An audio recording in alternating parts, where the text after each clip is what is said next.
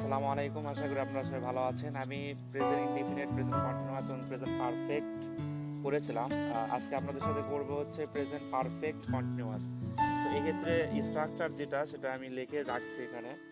আর একটা বিষয় হচ্ছে আমরা কিভাবে এটা করব, মানে একটা সেন্টেন্সকে কিভাবে প্রেজেন্ট পারফেক্ট কন্টিনিউয়াস তৈরি করব। সো এই ক্ষেত্রে আপনার স্ট্রাকচারটা মাস্ট বি লাগবে। আর আরেকটা বিষয় হচ্ছে কি, আপনার শব্দের অর্থগুলো জানা লাগবে। ঠিক আছে, তা আমরা কয়েকটা বাক্য করে দেখি।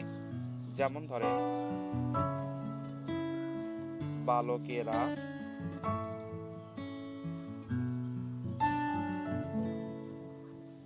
1 ঘন্টা ধরে সাঁতার কাটছে।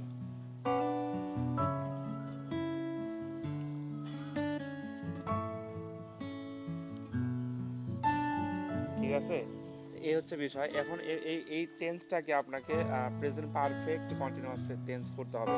তো এই ক্ষেত্রে আমরা দেখব যে হচ্ছে এখানে সাবজেক্টটা কি আছে। ঠিক আছে, তাহলে দেখেন বালকেরা, বালকেরা হচ্ছে সাবজেক্ট। তো আমরা লিখবো দ্য বয়েজ, লিখলাম। এখন আরেকটা বিষয় হচ্ছে কি, আমরা সাবজেক্ট লিখলাম, এখানে এখন দুইটা জিনিস দিতে হবে। একটা হচ্ছে হ্যাভ বিন বা has been.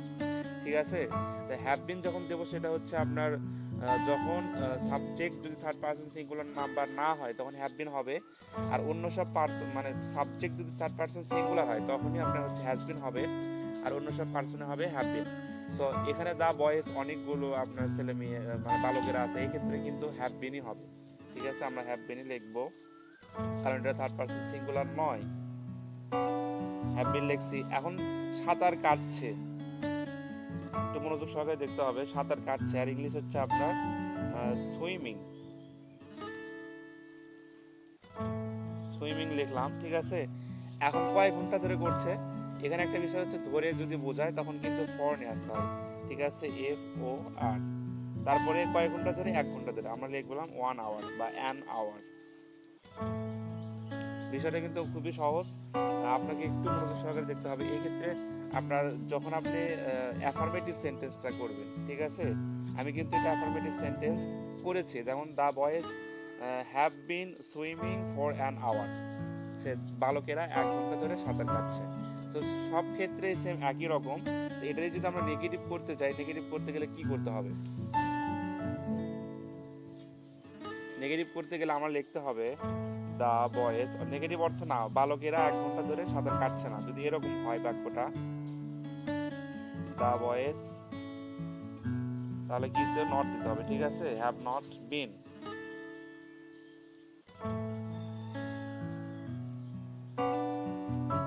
Swimming for an hour. আশা করি আপনারা বুঝতে পারছেন যে খালি শুধুমাত্র নট লেগে দিলেই কিন্তু আপনার প্রেজেন্ট পারফেক্ট কন্টিনিউয়াস টেন্সের নেগেটিভ হয়ে যাচ্ছে। মোটামুটি আপনার প্রত্যেকটা সেন্টেন্স 4টা প্রকার হয়ে থাকে: affirmative, negative, interrogative and interrogative negative. So আমরা কিন্তু 2টা করেছি। একটা হচ্ছে আপনার প্রেজেন্ট পারফেক্ট টেন্সের অ্যাফার্মেটিভ, যে the boys have been swimming for an hour. এটা হলো হচ্ছে negative, the boys have not been swimming for an hour. ঠিক আছে, তাহলে আমরা যদি এখন ইন্ট্রোগেটিভ করতে চাই, ইন্ট্রোগেটিভ করতে গেলে আমাদের কি করতে হবে? ইন্ট্রোগেটিভ করতে গেলে আরও সোজা, সেটা জাস্ট খালি আমাদের এই হ্যাভটা শুরুতে দিতে হবে। শুরুতে দিলেই কিন্তু আপনার ইন্ট্রোগেটিভ সেন্টেন্স হয়ে যাবে। তাহলে আমরা দিয়ে দিলাম। তারপরে আছে হচ্ছে সাবজেক্ট, সাবজেক্ট দেবো আমরা হ্যাভ নট দ্য বয়েজ দিয়ে দিলাম। তারপরে এখন কি দিতে হবে? বিন দিতে হবে। Have not the boys been for an hour, sorry, swimming দিতে হবে, সুইমিং ফর অ্যান আওয়ার। আশা করি আপনারা বুঝতে পারছেন যে আসলে কি করতে হবে। জাস্ট এখানে একটা প্রশ্নবোধক চিহ্ন দিতে হবে। তাহলে have the boys been swimming for an hour, তাহলে জাস্ট খালি হ্যাভটা যদি শুরুতে দেন এবং সাবজেক্টটা পরে দিলে, তারপরে জাস্ট তাই দেওয়ার পরে লাস্টে একটা প্রশ্নবোধক চিহ্ন দিলেই কিন্তু আপনার ইন্ট্রোগেটিভ সেন্টেন্সটা হয়ে যাচ্ছে। এখন আমরা দেখব যদি ইন্ট্রোগেটিভ অ্যান্ড নেগেটিভ করতে চাই, মানে এই বাক্যটা কি ইন্ট্রোগেটিভও করবো প্লাস নেগেটিভও করবো, সেই ক্ষেত্রে কি করতে হবে? মানে আমরা প্রশ্নবোধকও থাকবে বা না বোধকও থাকবে, তাহলে কি করতে হবে? সেম একই রকম, জাস্ট খালি আপনি নট বসে দেবেন। হ্যাভ নট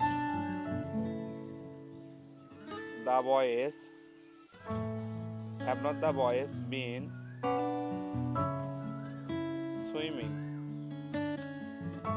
ঠিক আছে, have not the boys been swimming for an hour, for an hour. এই আসলে এরকমই আর কি, প্রত্যেকটা সেন্টেন্স এরকমই, জাস্ট খালি আপনার একটা জিনিস কষ্ট করে বাই করতে হবে, প্রত্যেকটা বাংলার আপনার সাবজেক্ট নিয়ে আসতে হবে। যেমন আমরা এখানে করেছি যে এখানে কিন্তু সাবজেক্ট আছে, ঠিক আছে, সাবজেক্ট নিয়ে আসছি। আর ভার্ব সবসময় লাস্টে থাকে, বাংলা যখন বাক্য দেখবেন লাস্টে থাকে, তা লাস্টে থেকে আপনি ওই মানে ভার্বটা নিয়ে আসবেন, তার সাথে আইএনজি দিয়ে দেবেন, তারপরে হচ্ছে যদি ফর মানে ধরে বোঝায় তাহলে ফর বসাবেন, আর যদি থেকে বোঝায় বা সিন্স বসাবেন, তাহলে কিন্তু বাক্যটা হয়ে যাবে। সো আজকে এই পর্যন্তই, ভালো থাকবেন। আসসালামু আলাইকুম ওয়া রাহমাতুল্লাহি ওয়া বারাকাতুহু।